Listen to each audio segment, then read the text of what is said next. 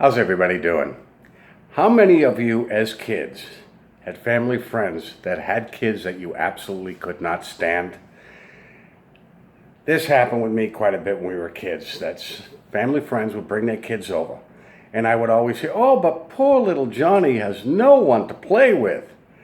Yeah, and I'm thinking to myself, this is because little Johnny is a spoiled little crybaby that has to have things his own way. As it was, they'd bring Johnny over and I would end up usually beating him up, and he'd go running back to the house crying every single time. This happened to me when I think I was about 14 or 15 years old. We had family friends that had their niece coming into town who didn't know anybody here. Well, my parents decided to volunteer my services. I asked the normal question that any 15-year-old would ask. What'd she look like? The response was, well, I hear she's got a great personality. And I'm thinking to myself, yeah, you mean I should bring my own leash? This wasn't limited to when I was a kid. By 2013, I was still a JW, but realized that the whole thing was a crock of bull anyways. And at this point, I had already been mocked, so I was pretty much keeping to myself, and I was fine with that. Really wasn't involved with anybody at the hall. I'd chit-chat, that's about it. A new brother started coming to the hall. They decided to assign me a buddy. They said, we'd like you to show the guy around and all this, kind of talk to him so he doesn't feel left out. The guy was like 80, 90 years old. That wasn't the issue. What they didn't tell me was the guy was blind. In all honesty, that wasn't even the issue, but their reasoning was, at the time I was working for a healthcare facility, and they thought I was qualified to handle him. And they didn't understand it when I says, guys, I don't bring my work home with me. Well, I says, okay, we'll see where this goes. His blindness was not his handicap. What his handicap was he played up on it. He was a very needy individual. Escorting him into the hall was hell in itself because he moved very slow with his cane. And like I said, he wanted everybody to know he was blind because he talked about it every time you were conversing with him. He'd have to remind you, I'm blind.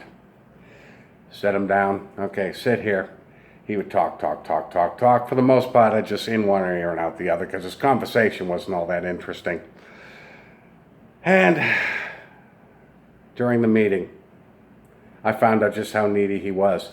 I was sitting there listening to the meeting, and he taps me on the shoulder and says, I need your help. I says, with what? I have to go to the bathroom. Okay, what is it that you need help with? He says, well, I need help getting there. Okay. Well, like I said, this guy was not exactly a bolt of lightning. He was very slow, so I'd grab him by the arm and kind of lead him. As it was, I was getting frustrated how slow he was and try and speed him up. It never worked. I got to the door, opened it up, pointed him in the right direction, and says, okay, you're on your own. He says, I don't know where to go. I pushed him in. He says, 3 steps and then take a turn to the left. A couple of times I set him up at the sink and just walked away. The Kingdom Hall has no sense of humor because a couple of times he did that. I actually escorted them towards the ladies' room. They couldn't see the humor in it. My thing was, he can't see anything anyways. Anyways, they finally buddied him up with somebody else, which was fine with me because at this point I just wanted to go to the meetings and get the hell out of there.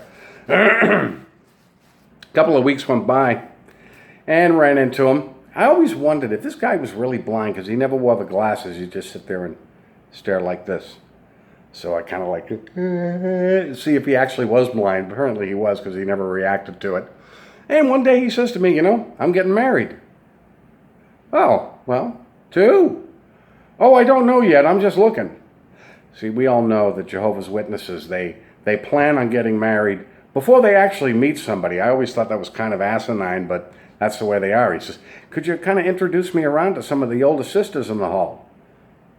No. The thing he didn't realize that most of the older women in the hall were pretty set in their ways. They, at this point in time, weren't looking for a partner. They kind of liked their lives the way it was, much like I did.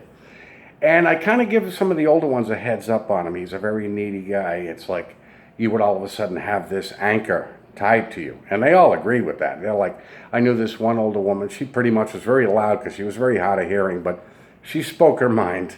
And she's like, yeah, I certainly don't need to be taking care of somebody at my age. Well, apparently he was dating somebody from another hall.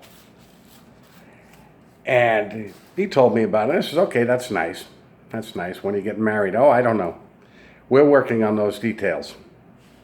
Another week goes by, and he said to me, he says, well, she decided she doesn't want to get married. I'm like, okay, I'm not surprised. And he says to me, he says, she says she still wants to be friends. And I'm like, oh, no, no, no, no, no. I could not let this go unaddressed. And I said to him, I says, and you really believe this? Oh, yeah. Well, I had to inform him. Listen, when a girl tells you she just wants to be friends, that's a blow-off. Chances are she's never going to talk to you again. And he's saying to me, he says, oh, that's not the way it is at the hall. And I'm like, yes, it is. It's like that everywhere. He actually thought that she really wanted to be friends. No, that's a nice way of blowing a guy off, and guys never buy it to begin with. That's just a crock of bullshit. Anyways, it wasn't too long after that I started fading on a full-time basis. So whether this guy ever got married or not, I don't know. But there was one time we actually drove him home, brought him into his house.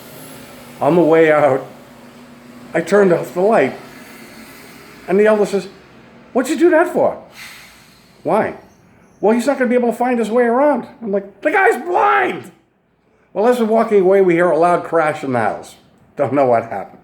Anyways, guys, that's all I got for today. I'll be talking to you soon. If you come across this channel, hit that notification button. That'll let you know that I'm out here. I want to thank you guys for stopping by, and I especially like to thank my subscribers. You guys have a good day. I'll be talking to you soon.